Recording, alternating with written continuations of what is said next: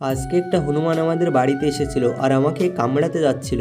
তো আজকে সকালে রাস্তার দিকে এসে দেখি এই দাদু কি বানাচ্ছে লাঠি দিয়ে। তারপর বুঝতে পারলাম এটার অন্য কিছু নয়, কুড়োল বানাচ্ছে। তারপর আমি যাচ্ছিলাম বাজারের দিকে, তখন দেখি বৌদি দীপায়নকে নিয়ে স্কুলে যাচ্ছে, আর এটা হচ্ছে আমাদের দীপায়ন বাবু। এরপর আমি বাজারের দরকার মিটিয়ে সেলুনে এসে আয়নায় নিজের থোবড়াটা ভালো করে দেখে নিই, আর এদিকে দাদা কাজে ব্যস্ত ছিল।